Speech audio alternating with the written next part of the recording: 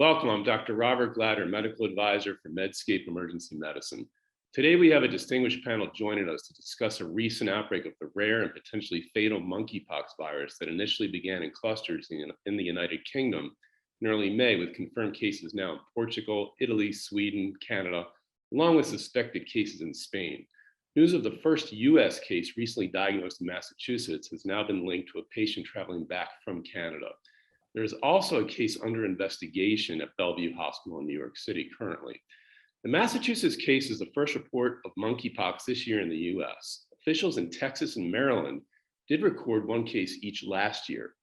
But this new case follows a series of unusual clusters in other countries that have begun to alarm public health officials. Joining me to discuss this outbreak is Dr. Paul Binner, Chief Preparedness and Continuity Officer, Mass General Brigham, and Director of Center for Disaster Medicine, Massachusetts General Hospital, along with Dr. Angela Rasmussen, virologist at the Vaccine and Infectious Disease Organization, or VIDO, at the University of Saskatchewan. Welcome, and thank you both for taking time to discuss this important outbreak. Thank you so much. Thanks for having me, Dr. Glatter. So Paul, I want to start with you in a little bit of the clinical presentation of patients with monkeypox virus in general. Most of clinicians are unfamiliar with this.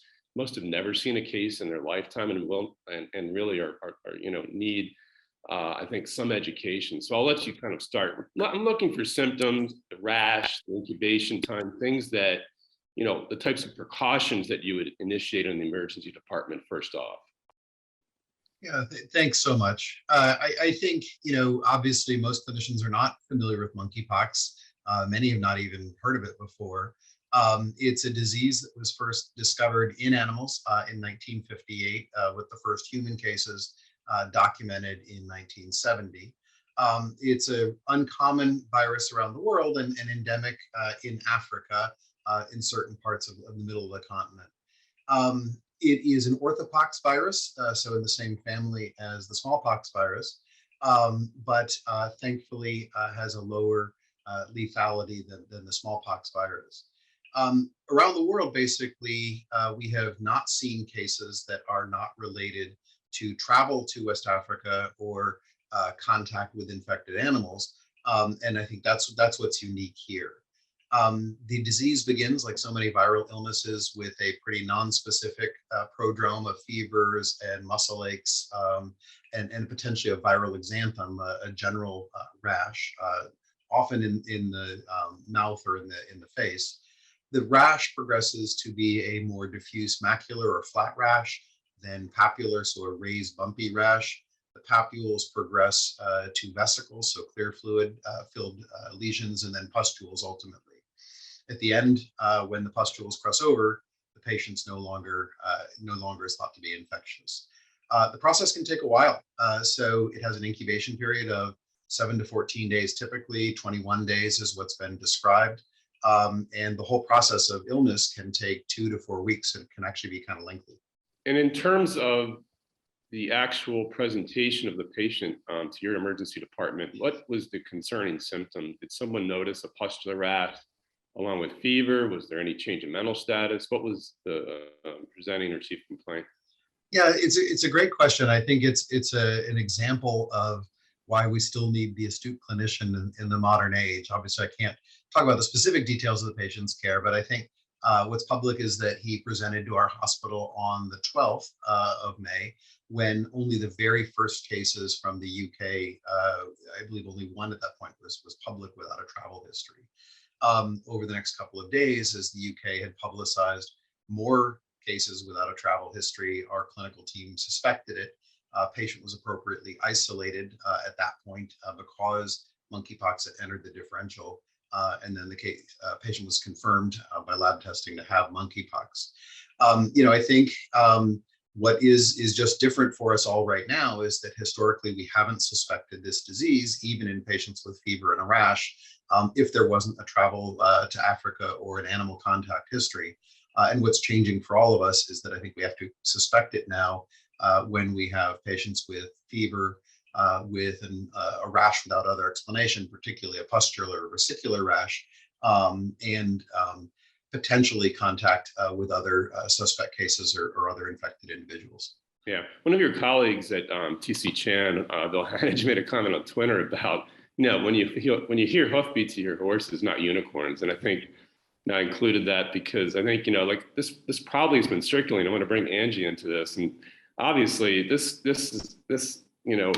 virus is there, it's here. And, there are certainly clusters that we can't quite figure out. But Angie, what would you say about this in terms of, is this, how unusual is this zoonotic type of illness to be seen in this context? So I mean, I don't think that zoonotic diseases emerging is particularly unusual, but then again, I'm probably biased because I do study emerging viruses.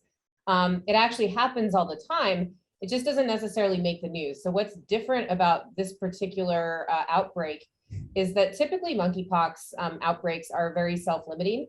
They occur in parts of Africa where monkeypox is endemic. And monkeypox actually probably is not very efficient at transmitting human to human.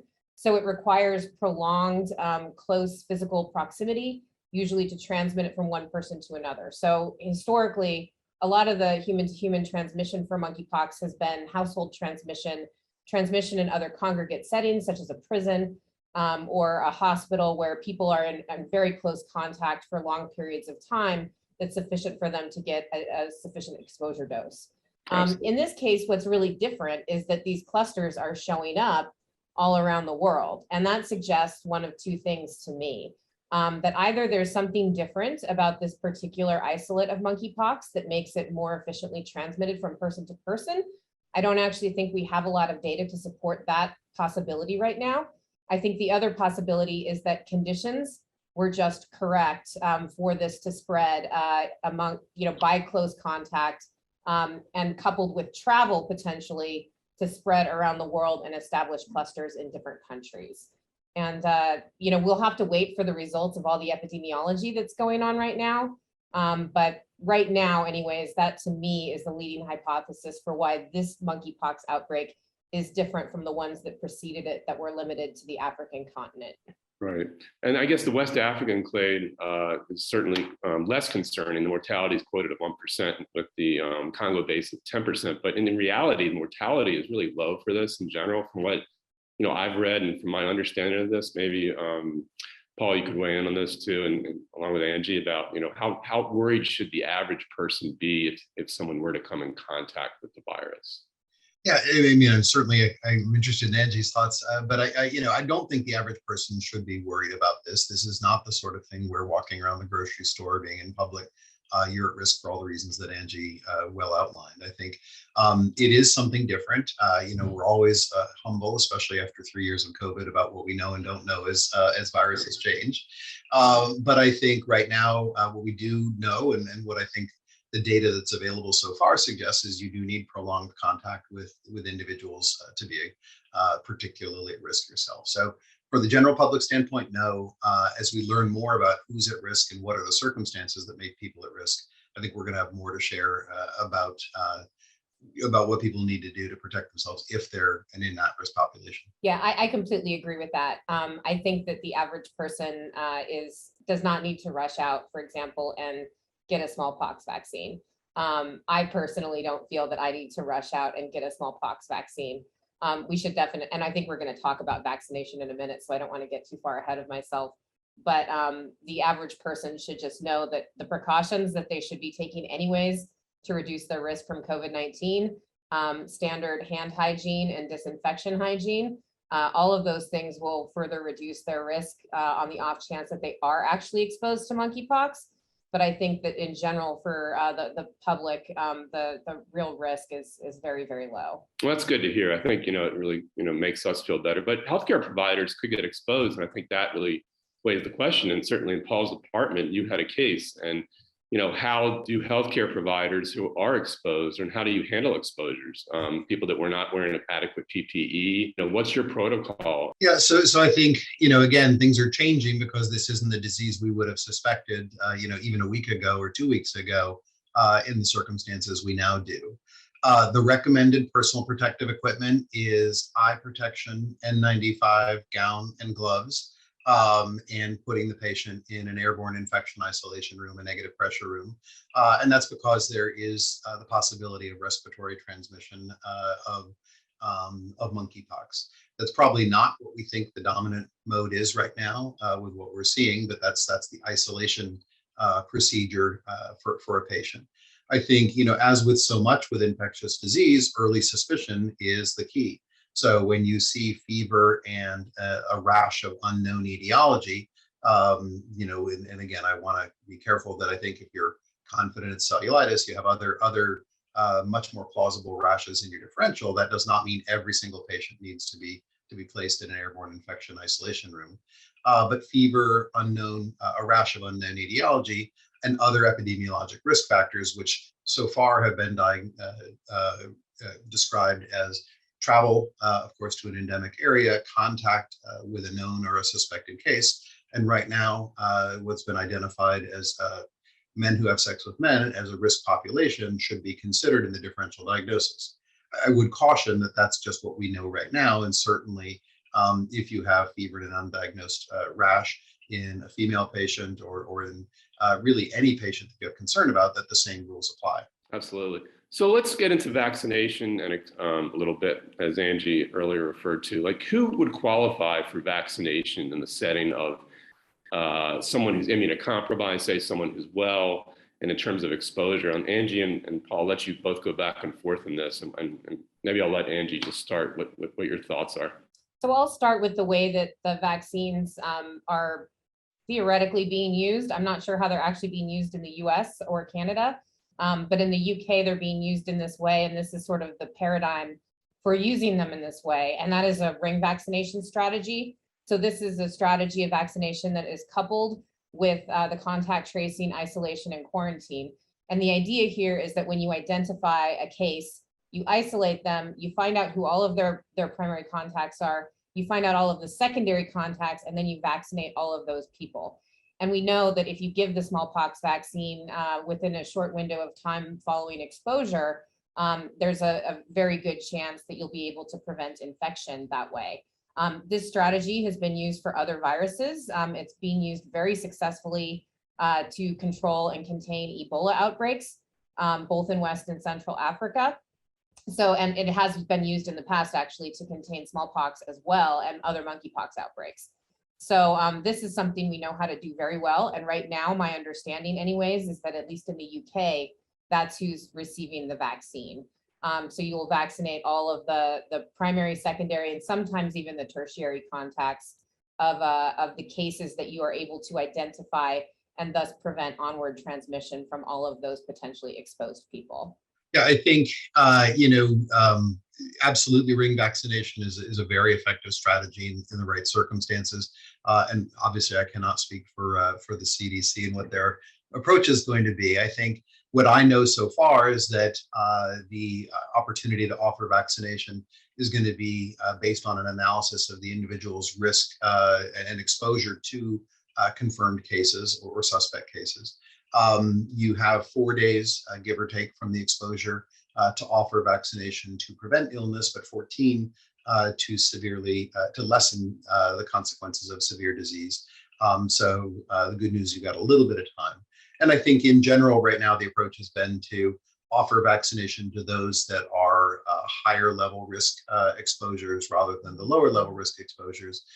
In general, symptom monitoring for anyone who's had any degree of contact, so 21 days of watching for fever, rash, any other symptoms, and then prompt evaluation if someone develops those symptoms is what's recommended. And I think that's actually pretty appropriate given right now what we know is a not low, but lower mortality certainly than what we've seen with Ebola and other significant viral diseases. So you're monitoring your staff at Mass General, and so far things have been doing, I assume things are stable, that amongst your healthcare population that was in the ED during this time, that things, you're monitoring them and things are okay. Exactly. We're working really closely with our city and state health officials as well as the CDC, and we've identified staff and anyone else that may have come in contact with the patient as the diagnosis was being entertained.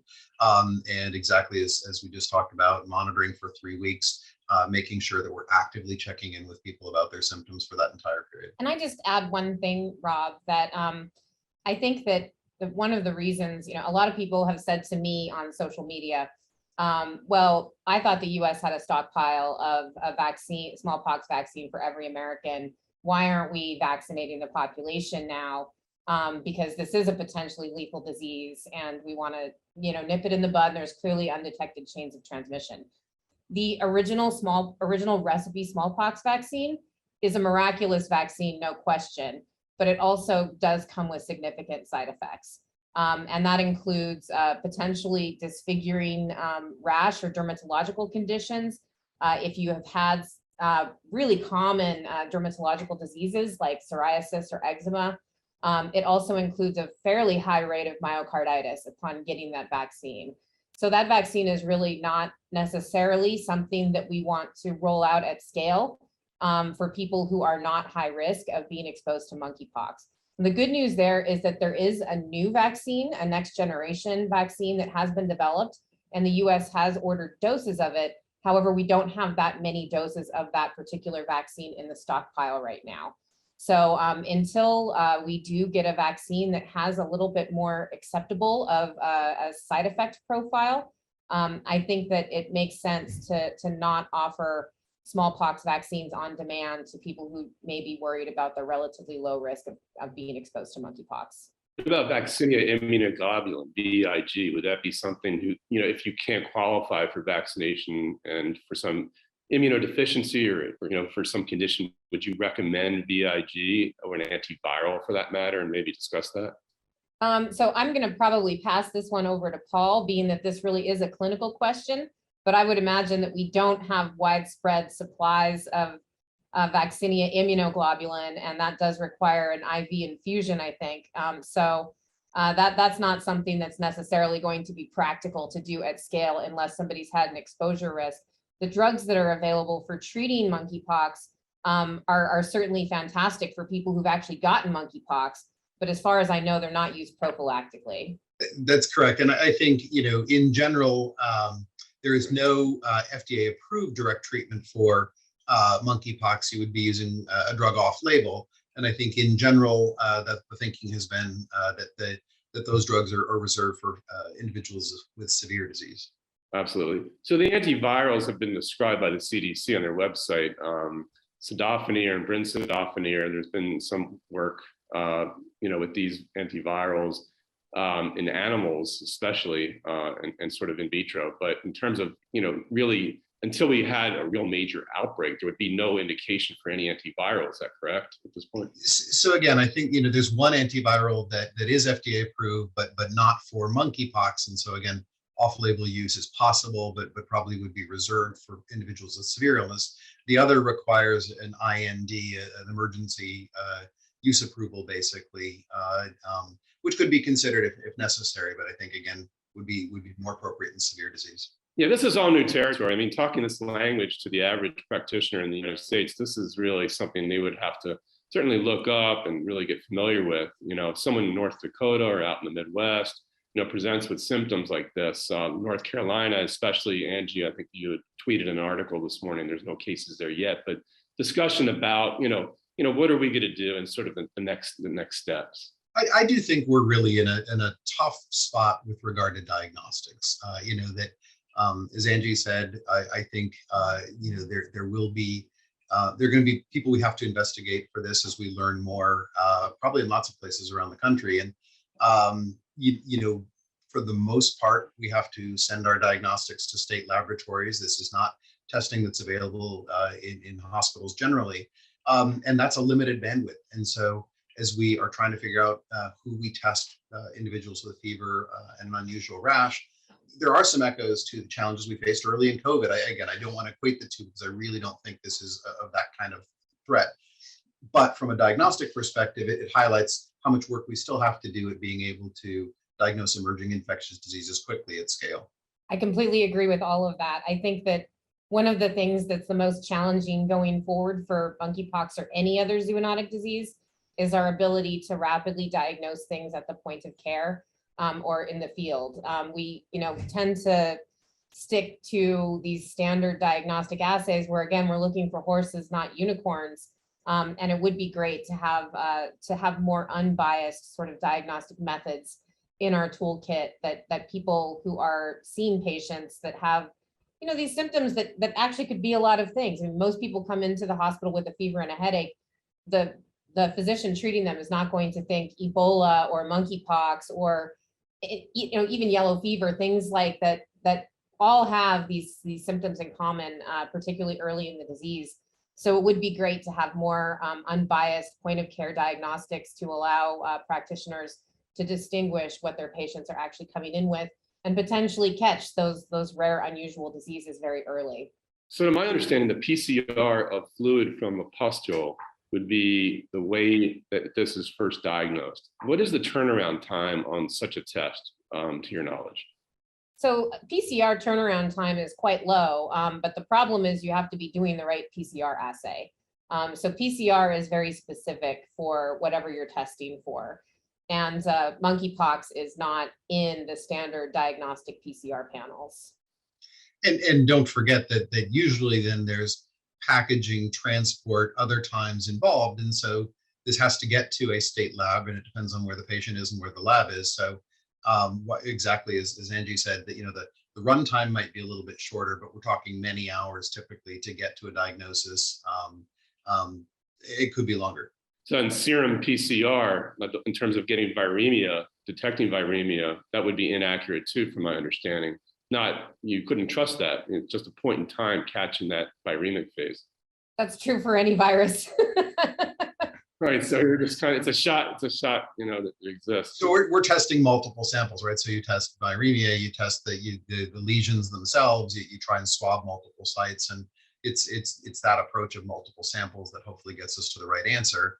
And typically it's a two-stage process, right? So we will confirm that it's in the orthopox family, and then secondarily that it's actually monkeypox. I want to get to one area that people keep saying that there's a category of men having sex with men, that being a concern, and that certainly the sexual transmission aspect of this has been brought up. Maybe you can both comment on that and describe what your thoughts are on the current understanding of that. I mean, I think from public health authorities in the UK and in Europe, that's been described as an epidemiologic risk factor. It's something they're seeing as they're doing their contact tracing and individual investigation of cases. It's important in any changing presentation of disease that we identify what's the epidemiology and how might a disease be transmitted. And so I think that's why that's been shared, so that we do a better job of identifying cases and know who might be at risk. I think on the converse side, there's a really unfortunate history, particularly obviously with HIV, of stigma and of a lot of unfortunate behaviors in the medical system when any one population is singled out. And so I think we're trying really hard to avoid stigma. We definitely don't want to be myopic and only focus on men who have sex with men as an at-risk population. And I think we're just trying to learn more right now about who's at risk and how can we protect anyone who's at risk. I agree with everything he just said. And I think it's really important to emphasize that just like with HIV, just because men who have sex with men might be the first group that's affected, that doesn't mean that it doesn't impact other groups or that it can't be transmitted by other groups.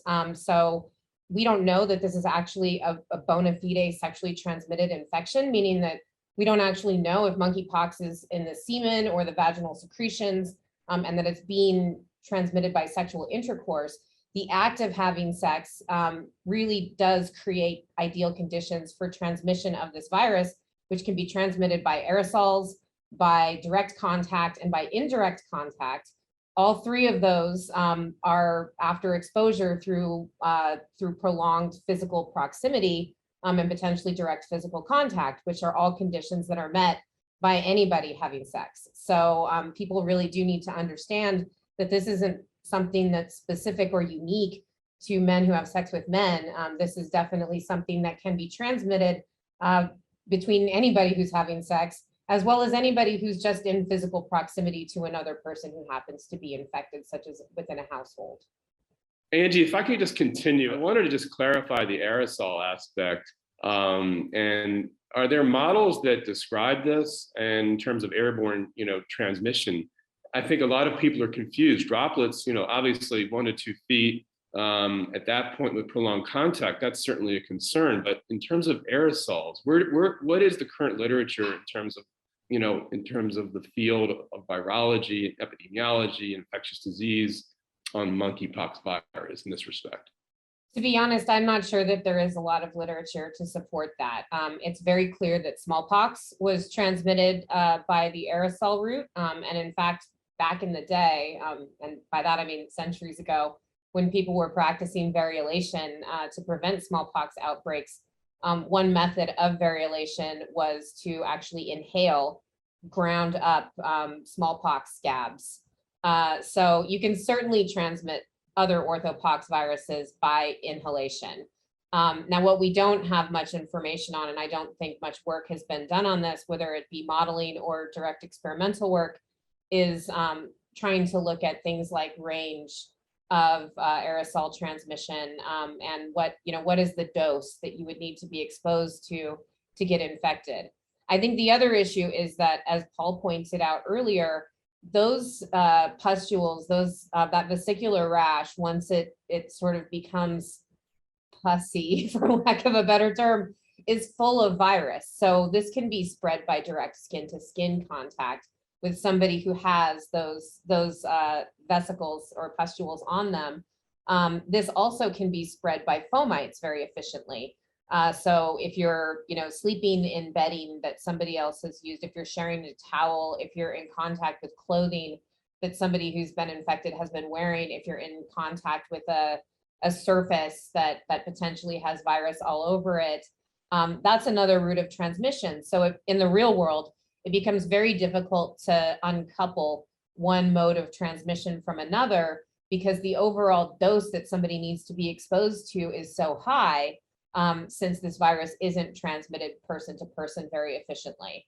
So without doing more experiments in the laboratory, and even then you'd be really restricted to understanding how that works in animals, it's really very difficult to try to figure out how much aerosol transmission contributes versus direct contact transmission versus fomites. I think the best we can do right now is say that it is a viable mode of transmission. But given the epidemiological patterns, I would also say that, we'd expect to see a lot more people infected if this were something that was really efficiently transmitted via the aerosol route. And we're not seeing that. So that's good news, at least for now. I mean, it's always possible we might identify more cases, but it doesn't appear that this is, more airborne than prior outbreaks of monkeypox. Absolutely. So I think we can say that COVID-19, I think in a tweet you had said, it certainly is more of a concern right now in the general sense than having to worry about monkeypox for the average person in the urban or even rural settings at this point. There's a lot more COVID-19 or SARS coronavirus 2 out there right now than there is monkeypox. And even if we find a bunch more monkeypox cases, there's still a much higher prevalence of SARS coronavirus 2 out in the community. So if people are thinking about what their own individual risk is likely to be, for the vast majority of people, they're going to be more likely exposed to SARS coronavirus 2 than to monkeypox virus. Absolutely. Maybe you could just give us a few takeaways, just a couple pearls that our audience would, take from this whole discussion. Yeah, I'd say that, the first thing that people always want to know is what is my risk? What is my family's risk? What is my community's risk? And right now, I think what people should take away from this is that risk is low, although I would caution that there's still quite a lot of uncertainty. We're still finding cases. It may seem as though, oh my God, there's so many more cases every day. I turn on the news and there's more cases, but that's actually also what happens in outbreak investigation. If you go looking for something, you're probably going to find it, especially if we already suspect that it's already out there. So I just tell people to take away from this right now, given all the information that we have, their individual risk is very low. And then on a larger scale, though, I would say that this is still very concerning, and it's something that people really should keep in mind. Zoonotic spillover is something that happens pretty frequently. And just because a lot of the time it happens, over there in another country, on another continent, doesn't mean that it doesn't affect us. This is, I think, a good example of why these zoonotic diseases that are very rare now can quickly become a problem that we all have to deal with. And so therefore, it's really important that people continue to demand that as we move out of the SARS coronavirus 2 pandemic, we do continue to put sustained efforts and make sustained investments in pandemic and epidemic prevention and preparedness. Because monkeypox is certainly not going to be the last rare disease that we all see emerging in unexpected ways, potentially even in the very near future.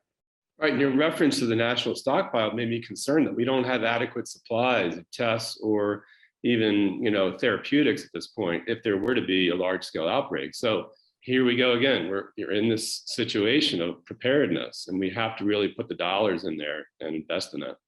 That's exactly right. And we need to be thinking about sort of next generation solutions. So for years, the national stockpile of smallpox vaccines has relied on the old Vaccinia-based vaccination. It's actually how vaccination became a thing, was after Vaccinia virus, which was the original smallpox vaccine. As I said, that vaccine works very well, but we could make a vaccine that's safer, and we actually have. So we need to continually update things. Even if they work, we need to make them better, and we need to make sure that we have access to them so that we can roll them out when they're needed. And that also means developing new countermeasures, new vaccines, such as viral family vaccines, like pan-coronavirus vaccines, pan-influenza vaccines, so that we don't have to wait until the virus actually emerges before we can protect ourselves from it.